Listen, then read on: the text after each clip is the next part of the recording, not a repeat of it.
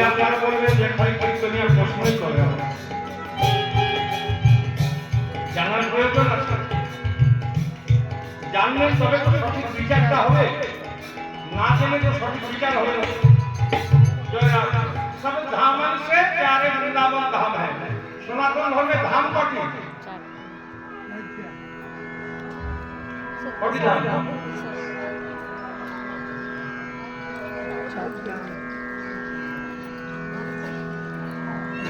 ওরকম অবস্থা তো ওর আগ্রহ আছে, প্রত্যেকটা কিন্তু বলছে একটু এদিক ওদিক, খুব লক্ষ্যের বিষয়। ধাম কটি? চারটি,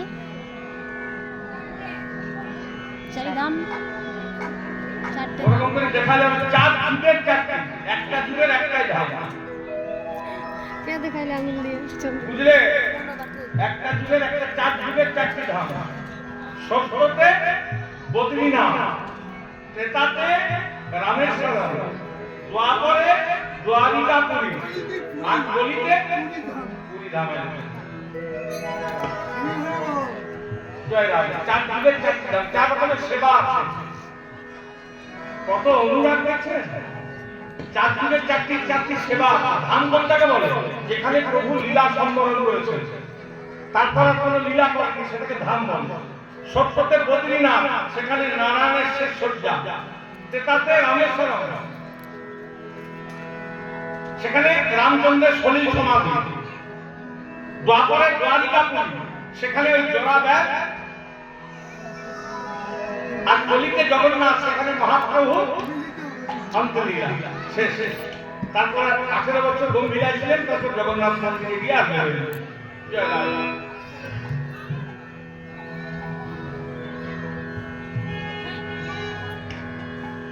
ভগবান যারা তাদের সমাধি দেখেছেন কোথাও? আমি বেশি কিছু বলবো না, এখনকার কীর্তনের সব উল্টো কথা দেখাশোনায় শোনা নয়, যা খুশি তাই বলতে হবে না, কিছু একটা বলতে হবে।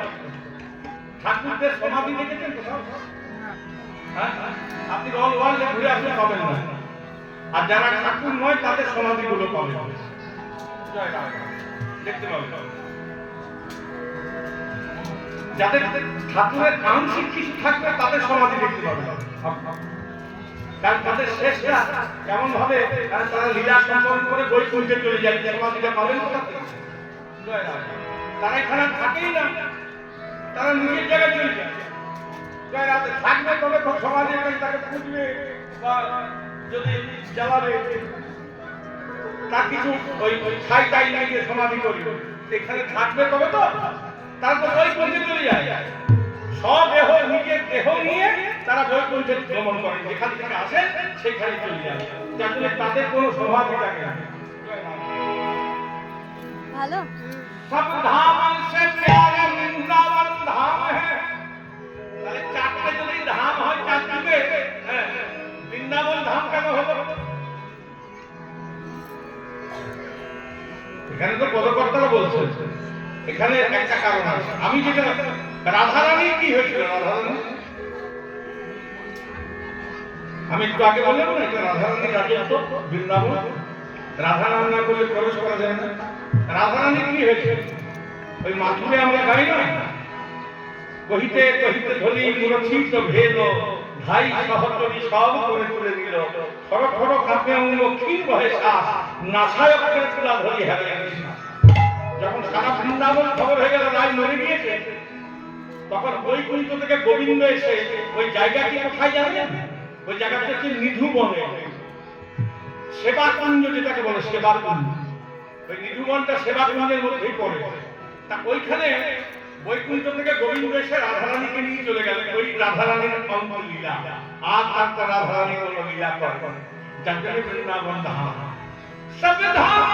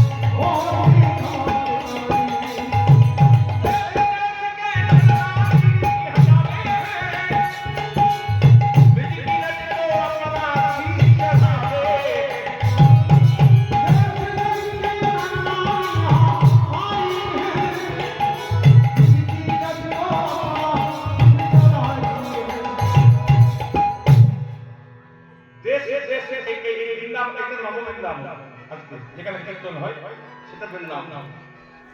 তা এখানকার প্রসাদ কি? আশ্রমে কি ব্যবস্থা আছে? পুরো ব্যবস্থা আছে, ওইটাই প্রসাদ। হ্যাঁ।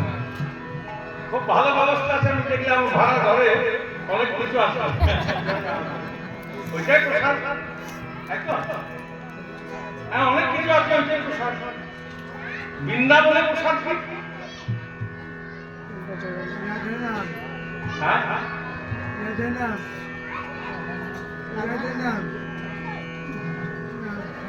বলে রাধা নাম। হ্যাঁ, বৃন্দাবনে প্রসাদ কি? দেখবেন যদি নিজে না যায়, আত্মীয় স্বজনরা যেটা যায়, হ্যাঁ, গিয়ে দেখবেন ওই মাখন মিশ্রি, তারপর পেড়া, পেঠা, মালপোয়া, এগুলো সব দেয়। নিয়ে শেষে একটা